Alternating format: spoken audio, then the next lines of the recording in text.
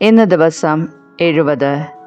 ഇന്ന് വായിക്കുന്ന വചനഭാഗങ്ങൾ: സംഖ്യ അധ്യായം 22, നിയമാവർത്തനം അധ്യായം 23, സങ്കീർത്തനങ്ങൾ 105. സംഖ്യ അധ്യായം 22. ബാലാക്കും ബാലാമും. ഇസ്രായേൽ യാത്ര തുടർന്നു. മൊവാബ് സമതലത്തിൽ ജോർദാൻ അക്കരെ ജെറിക്കോയുടെ എതിർവശത്ത് പാളയമടിച്ചു. ഇസ്രായേൽ അമോര്യരോട് ചെയ്തതെല്ലാം സിപ്പോറിൻ്റെ മകൻ ബാലാക്ക് കണ്ടു. സംഖ്യാബലത്തിൽ മികച്ചു നിന്ന ഇസ്രായേലിനെ മൊവാബ് ഭയപ്പെട്ടു. അവരെ പ്രതി അവൻ ഭയചകിതനായി. മൊവാബ് മിദിയാനിലെ പ്രമാണികളോട് പറഞ്ഞു, കാള വയലിലെ പുല്ല് തിന്നുന്നത് പോലെ ഈ നാടോടികൾ നമ്മെ വിഴുങ്ങിക്കളയും. സിപ്പോറിൻ്റെ മകൻ ബാലാക്കായിരുന്നു അക്കാലത്ത് മൊവാബ്യരുടെ രാജാവ്. അവൻ അമ്മാവിൻ്റെ ദേശത്ത് യൂഫ്രട്ടീസ് തീരത്തുള്ള പെത്തോറിലേക്ക് ദൂതനെ അയച്ച് ബെയോറിൻ്റെ മകൻ ബാലാമിനോട് പറഞ്ഞു, ഈജിപ്തിൽ നിന്ന് ഒരു ജനത വന്ന് ഭൂമുഖം മൂടിയിരിക്കുന്നു.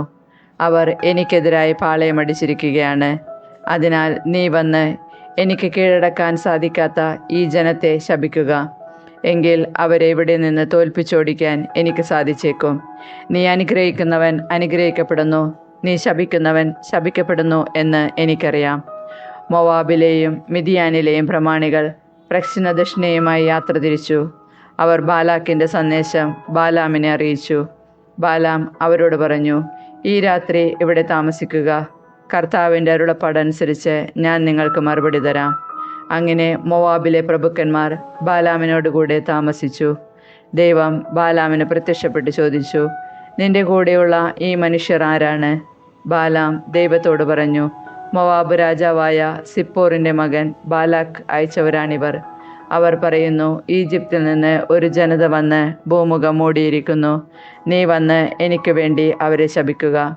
എങ്കിൽ യുദ്ധത്തിൽ അവരെ തോൽപ്പിച്ചോടിക്കാൻ എനിക്ക് കഴിഞ്ഞേക്കും. ദൈവം ബാലാമിനോട് അരുളി ചെയ്തു, നീ അവരോടുകൂടെ പോകരുത്, ആ ജനത്തെ ശപിക്കുകയുമരുത്, എന്തെന്നാൽ അവർ അനുഗ്രഹീതരാണ്. ബാലാം രാവിലെ എഴുന്നേറ്റ് ബാലാക്കിൻ്റെ പ്രഭുക്കന്മാരോട് പറഞ്ഞു, നിങ്ങൾ സ്വദേശത്തേക്ക് മടങ്ങിപ്പോകുവിൻ. ഞാൻ നിങ്ങളുടെ കൂടെ വരുന്നത് കർത്താവ് നിരോധിച്ചിരിക്കുന്നു.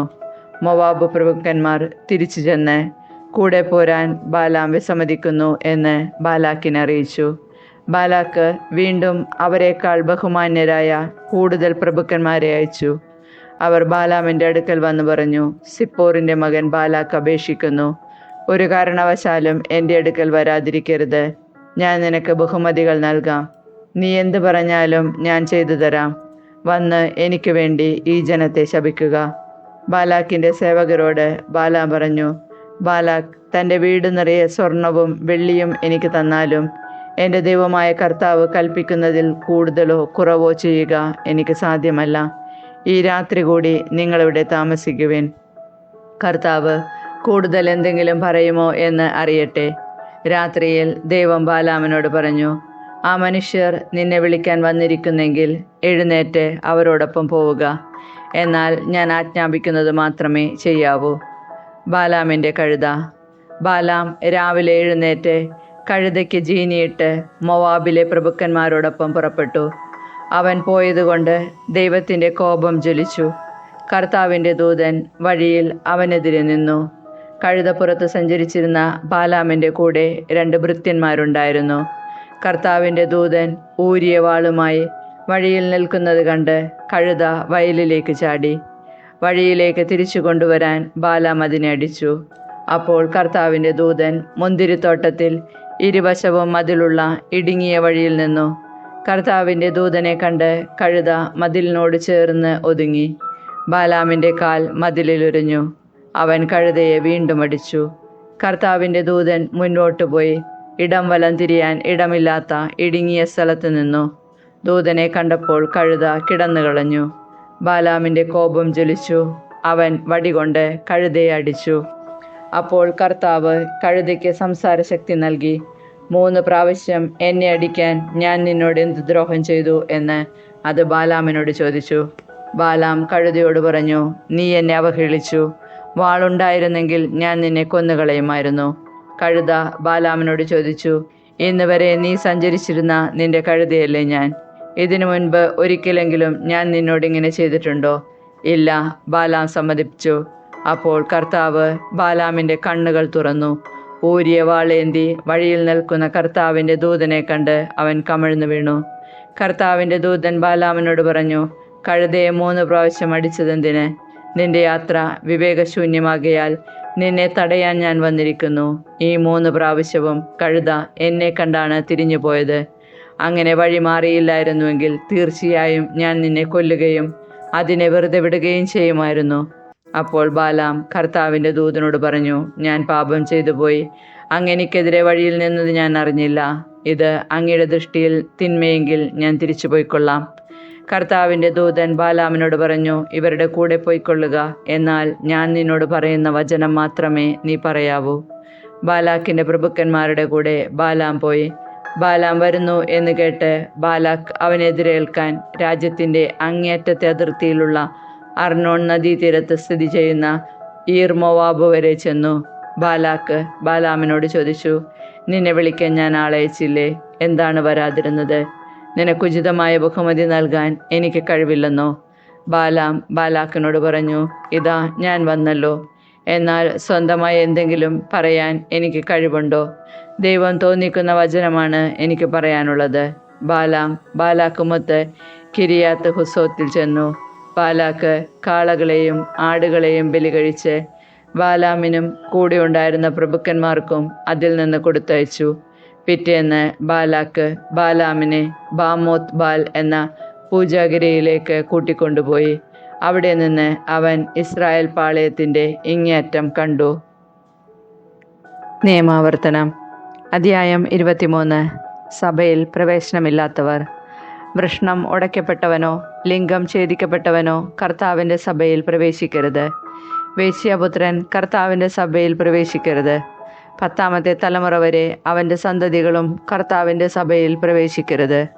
അമോന്യരോ മോവാബ്യരോ കർത്താവിൻ്റെ സഭയിൽ പ്രവേശിക്കരുത്. അവരുടെ 10ാമത്തെ തലമുറ പോലും കർത്താവിൻ്റെ സഭയിൽ പ്രവേശിക്കരുത്.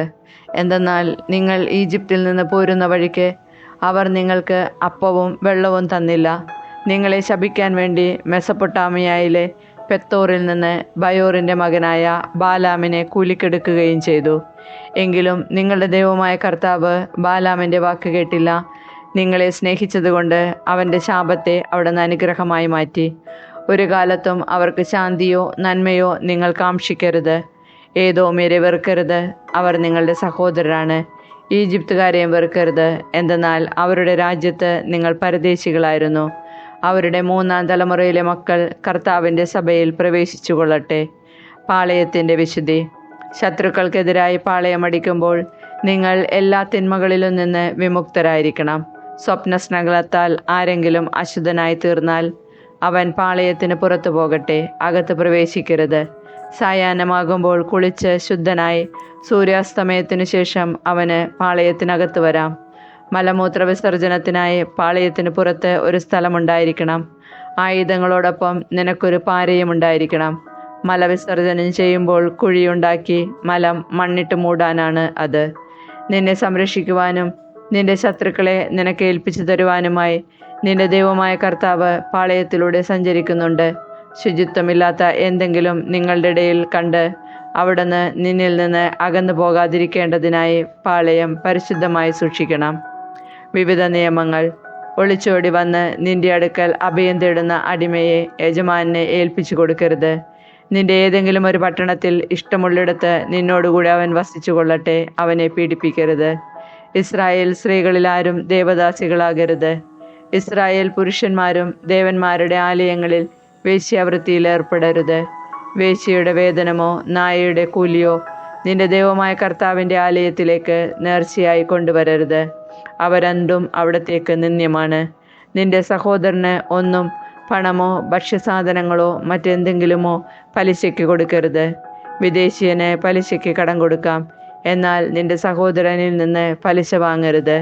നീ കൈവശമാക്കാൻ പോകുന്ന ദേശത്ത് നിന്റെ സകല പ്രവൃത്തികളിലും നിന്റെ ദൈവമായ കർത്താവ് നിന്നെ അനുഗ്രഹിക്കേണ്ടതിനാണ് നിന്റെ ദൈവമായ കർത്താവിന് നേരുന്ന നേർച്ചകൾ നിറവേറ്റാൻ വൈകരുത്. അവിടുന്ന് നിശ്ചയമായും അത് നിന്നോട് ആവശ്യപ്പെടും. നീ കുറ്റക്കാരനാവുകയും ചെയ്യും. എന്നാൽ നേർച്ച നേരാതിരുന്നാൽ പാപമാവുകയില്ല. വാക്ക് പാലിക്കാൻ നീ ശ്രദ്ധിക്കണം. വാഗ്ദാനം ചെയ്തപ്പോൾ സ്വമേധയാ നിന്റെ ദൈവമായ കർത്താവിന് നേരുകയായിരുന്നു. അയൽക്കാരൻ്റെ മുന്തിരിത്തോട്ടത്തിലൂടെ കടന്നു പോകുമ്പോൾ നിനക്കിഷ്ടമുള്ളിടത്തോളം ഫലങ്ങൾ പറിച്ചു തിന്നുകൊള്ളുക. എന്നാൽ അവയിലൊന്നുപോലും പാത്രത്തിലാക്കരുത്.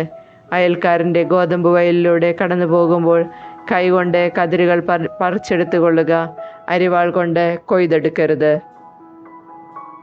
സങ്കീർത്തനങ്ങൾ 105. ഇസ്രായേലിനെ നയിച്ച ദൈവം. കർത്താവിനെ കൃതജ്ഞത അർപ്പിക്കുവിൻ. അവിടുത്തെ നാമം വിളിച്ചപേക്ഷിക്കുവിൻ. അവിടുത്തെ പ്രവർത്തികൾ ജനതകളുടെ ഇടയിൽ ഉദ്ഘോഷിക്കുവിൻ. അവിടത്തേക്ക് ഗാനം ആലപിക്കുവിൻ. സ്തുതിഗീതങ്ങൾ ആലപിക്കുവിൻ. അവിടുത്തെ അത്ഭുതങ്ങൾ വർണ്ണിക്കുവിൻ. അവിടുത്തെ വിശുദ്ധനാമത്തിൽ അഭിമാനം കൊള്ളുവിൻ. കർത്താവിനെ അന്വേഷിക്കുന്നവരുടെ ഹൃദയം ആഹ്ലാദിക്കട്ടെ. കർത്താവിനെയും അവിടുത്തെ ബലത്തെയും അന്വേഷിക്കുവിൻ. നിരന്തരം അവിടുത്തെ സാന്നിധ്യം തേടുവിൻ. അവിടുന്ന് ചെയ്ത വിസ്മയാവഹങ്ങളായ പ്രവർത്തികളെ ഓർക്കുവിൻ. അവിടുത്തെ അത്ഭുതങ്ങളെയും ന്യായവിധികളെയും തന്നെ. അവിടുത്തെ ദാസനായ അബ്രാഹത്തിൻ്റെ സന്തതികളെ, അവിടുത്തെ തിരഞ്ഞെടുക്കപ്പെട്ടവനായ യാക്കോബിൻ്റെ മക്കളെ ഓർമ്മിക്കുവിൻ. അവിടുന്നാണ് നമ്മുടെ ദൈവമായ കർത്താവ്. അവിടുത്തെ ന്യായവിധികൾ ഭൂമിക്ക് മുഴുവൻ ബാധകമാകുന്നു. അവിടുന്ന് തൻ്റെ ഉടമ്പടി എന്നേക്കും അനുസ്മരിക്കും. തൻ്റെ വാഗ്ദാനം തലമുറകൾ വരെ ഓർമ്മിക്കും. അബ്രാഹത്തോട് ചെയ്ത ഉടമ്പടി ഇസഹാക്കിന് ശപഥപൂർവ്വം നൽകിയ വാഗ്ദാനം തന്നെ. അവിടുന്ന് അത് യാക്കോബിന് ഒരു ചട്ടമായും ഇസ്രായേലിന് ശാശ്വതമായ ഒരു ഉടമ്പടിയായും സ്ഥിരീകരിച്ചു. അവിടുന്ന് അരുളി ചെയ്തു, നിനക്ക് നിശ്ചയിച്ച ഓഹരിയായി ഞാൻ കാനാൻ ദേശം നൽകും. അന്ന് അവർ എണ്ണത്തിൽ കുറഞ്ഞവരും നിസ്സാരരും അവിടെ പരദേശികളുമായിരുന്നു. അവർ ജനതകളുടെയും രാജ്യങ്ങളുടെയും ഇടയിൽ അലഞ്ഞു നടന്നു. ആരും അവരെ പീഡിപ്പിക്കാൻ അവിടുന്ന് സമ്മതിച്ചില്ല. അവരെ പ്രതി അവിടുന്ന് രാജാക്കന്മാരെ ശാസിച്ചു. എൻ്റെ അഭിഷിക്തരെ തൊട്ടുപോകരുത്, എൻ്റെ പ്രവാചകർക്ക് ഒരു ഉപദ്രവവും ചെയ്യരുത് എന്ന് അവിടുന്ന് ആജ്ഞാപിച്ചു. അവിടുന്ന് നാട്ടിൽ ക്ഷാമം വരുത്തുകയും അപ്പമാകുന്ന താങ്ങ് തകർത്ത് കളയുകയും ചെയ്തു.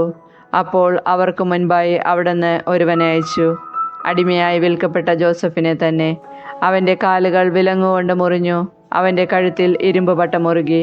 അവൻ പ്രവചിച്ചത് സംഭവിക്കുവോളം കർത്താവിൻ്റെ വചനം അവനെ പരീക്ഷിച്ചു. രാജാവ് അവനെ ആളയച്ച് വിടുവിച്ചു. ജനതകളുടെ അധിപൻ അവനെ സ്വതന്ത്രനാക്കി. തൻ്റെ ഭവനത്തിൻ്റെ നാഥനും തൻ്റെ സമ്പത്തിൻ്റെ ഭരണാധിപനുമായി അവനെ നിയമിച്ചു.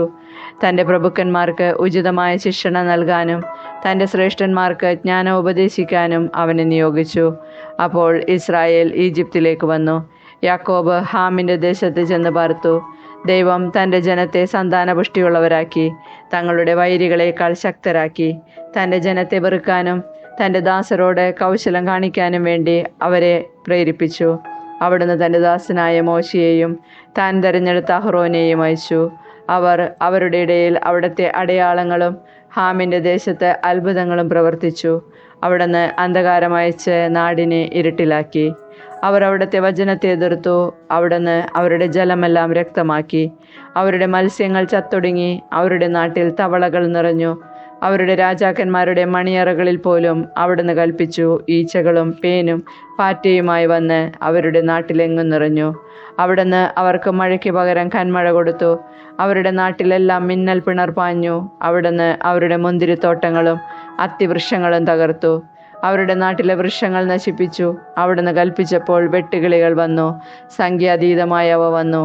അവ അവരുടെ നാട്ടിലെ സകല സസ്യങ്ങളും അവരുടെ വയലിലെ സകല വിളവുകളും തിന്നൊടുക്കി. അവരുടെ നാട്ടിലെ കടിഞ്ഞൂലുകളെ, പൗരുഷത്തിൻ്റെ ആദ്യ ഫലങ്ങളെ മുഴുവൻ അവിടുന്ന് സംഹരിച്ചു. അനന്തരം അവിടുന്ന് ഇസ്രായേലിനെ സ്വർണത്തോടും വെള്ളിയോടും കൂടെ മോചിപ്പിച്ച് നയിച്ചു. അവൻ്റെ ഗോത്രങ്ങളിൽ ഒരുവനും കാലിടറിയില്ല. അവർ പുറപ്പെട്ടപ്പോൾ ഈജിപ്ത് സന്തോഷിച്ചു. എന്തെന്നാൽ അവരെ പറ്റിയുള്ള ഭീതി അതിൻ്റെ മേൽ നിപതിച്ചിരുന്നു. അവിടുന്ന് അവർക്ക് തണലിന് വേണ്ടി ഒരു മേഘത്തെ വിരിച്ചു.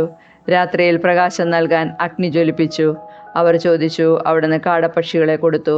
അവർക്ക് വേണ്ടി ആകാശത്ത് നിന്ന് സമൃദ്ധമായ അപ്പം വർഷിച്ചു. അവിടുന്ന് പാറ തുറന്ന് വെള്ളം പൊട്ടിയൊഴുകി. അത് മരുഭൂമിയിലൂടെ നദി പോലെ പ്രവഹിച്ചു. എന്തെന്നാൽ അവിടുന്ന് തൻ്റെ വിശുദ്ധ വാഗ്ദാനത്തെയും തൻ്റെ ദാസനായ അബ്രാഹത്തെയും അനുസ്മരിച്ചു. അവിടുന്ന് തൻ്റെ ജനത്തെ സന്തോഷത്തോടെ, തൻ്റെ തിരഞ്ഞെടുക്കപ്പെട്ടവരെ ഗാനാലാപത്തോടെ നയിച്ചു. അവിടുന്ന് ജനതകളുടെ ദേശങ്ങൾ അവർക്ക് നൽകി. ജനതകളുടെ അധ്വാനത്തിൻ്റെ ഫലം അവർ കൈയടക്കി. അവർ എന്നെന്നും തൻ്റെ ചട്ടങ്ങൾ ആദരിക്കാനും തൻ്റെ നിയമങ്ങൾ അനുസരിക്കാനും വേണ്ടി തന്നെ കർത്താവിനെ സ്തുതിക്കുവിൻ.